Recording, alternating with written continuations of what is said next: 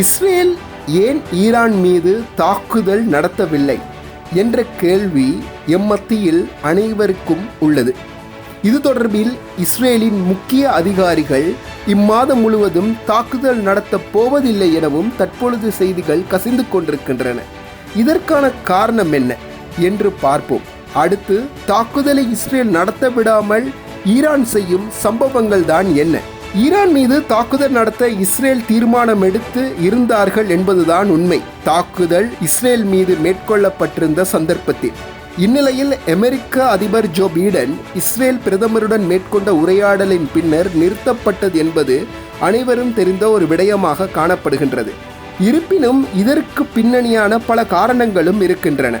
அதில் ஒரு காரணம்தான் இஸ்ரேலின் போர் கேபினட். இருதரப்பாக பிரிந்து உள்ளார்கள். ஒரு பிரிவினர் குறிப்பிடுகின்றார்கள், ஈரான் மீது கடுமையான தாக்குதலினை மேற்கொள்ள வேண்டும். அது எந்த அளவாக இருக்க வேண்டும் என்றால், மீது மீண்டும் தாக்குதல் நடத்தாத அளவுக்கு இருக்க வேண்டும். ஏனென்றால் அவர்களுடைய முக்கியமான இலக்குகள் மீது தாக்குதல் நடத்த வேண்டும் என்று ஒரு தரப்பினர் குறிப்பிடுகின்றார்கள். மற்றைய பிரிவினர் இதற்கு சற்று மாறாக, நாம் தாக்குதல் நடத்த வேண்டும் தான், அதற்கு ஈரான் மீது மீண்டும் தாக்குதல் நடத்தாத அளவுக்கு சற்று தாக்குதல் நடத்துகின்ற மாதிரியான ஒரு பிம்பத்தை நாம் ஏற்படுத்த வேண்டும். ஆனால் பாரிய அளவு ஏற்படுத்தி மீது மீண்டும் தாக்குதல் நடத்தும் அளவுக்கு நாம் கொண்டு வந்து விடக்கூடாது. இந்த இரண்டு பேருடைய வார்த்தைகளில் சில வித்தியாசம் காணப்படுகின்றது. முக்கியமாக முதல் சொல்லும் தரப்பினர் குறிப்பிடுகின்ற விடயம், ஈரானை மீண்டும் எழும்ப முடியாத அளவுக்கு நாம் அடிக்க வேண்டும், நாம் தான் பலசாலி என்று காட்ட வேண்டும் என்று ஒரு கேபினட் பிரிவு குறிப்பிடுகின்றது.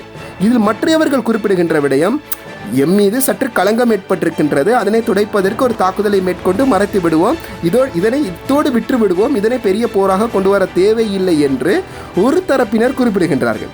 இந்த இரண்டு பேருக்கும் இடையிலே ஒரு ஒற்றுமை காணப்படுகின்றது, தாக்குதல் என்பது உறுதி என்பது. இருப்பினும் இந்த இடத்தில்தான் பிரச்சனை ஆரம்பிக்கின்றது. இம்மாதம் 22 தொடக்கம் 29 வரையிலான காலப்பகுதி யூதர்களுக்கு விசேட தினமாகும் என்பது குறிப்பிடத்தக்கது. இந்த நேரத்தில் கை வைத்து விட்டால் நிலைமை மோசமாகிவிடும் என்பது அவர்களுக்கு நன்றாக தெரியும். இதனால் ஈரான் மீது தாக்குதல் நடத்தப்பட்டால் ஈரான் உடனடியாக நாங்கள் தாக்குவோம் என ஆரம்பத்திலிருந்தே இஸ்ரேலுக்கு எச்சரிக்கை விடுத்து வருகின்றன. இந்நிலையில் இந்த பண்டிகை கால பகுதியிலே தாக்குதல் நடத்தப்படுமாக இருந்தால் பல உயிர் சேதங்கள் இஸ்ரேலில் ஏற்படும் என அவர்களுக்கு நன்றாக தெரிந்திருக்கின்றது.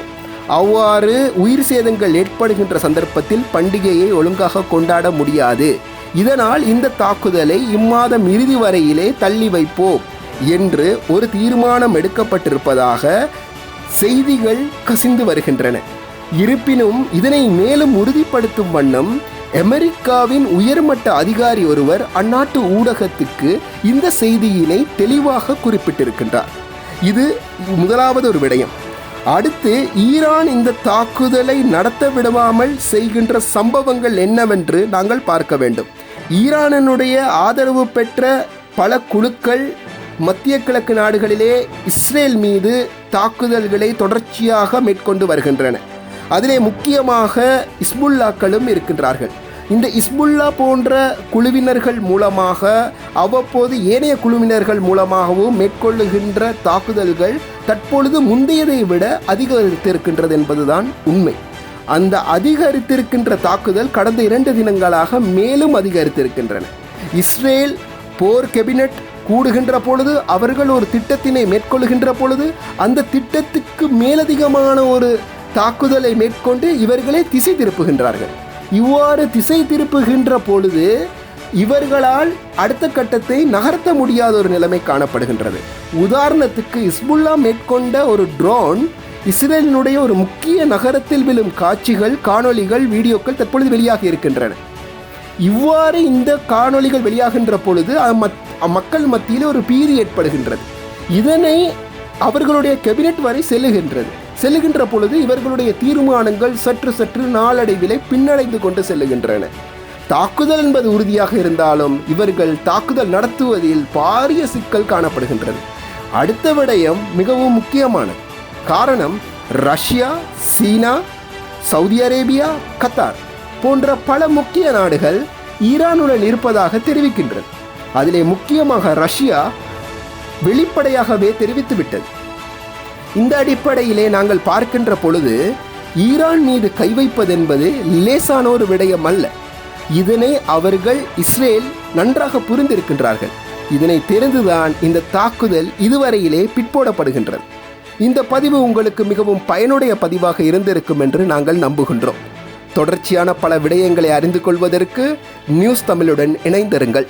உயர்கல்வித்துறையில் 15 வருடங்களை நிறைவு செய்த பம்பலப்பிட்டிய அமேசான் காலேஜ் அண்ட் கேம்பஸில் புதிய வகுப்புகள் ஆரம்பம். முன்பள்ளி ஆசிரியர் பயிற்சி நெறி, உளவியலும் உளவளத்துணையும், கணனி, ஆங்கிலம் மற்றும் முகாமைத்துவ பாடநெறிகளுடன் HND, டிகிரி, மாஸ்டர்ஸ் வரையான பாடநெறிகள் இலங்கை பல்கலைக்கழக மானியங்கள் ஆணைக்குழுவினால் அங்கீகரிக்கப்பட்டு கல்வி அமைச்சின் கீழ் 3ஆம் நிலை தொழிற்கல்வி ஆணைக்குழுவினால் பதியப்பட்ட அமேசான் காலேஜ் அண்ட் கேம்பஸ். மேலதிக விவரங்களுக்கு 0765 204 604 www.amazoncollege.lk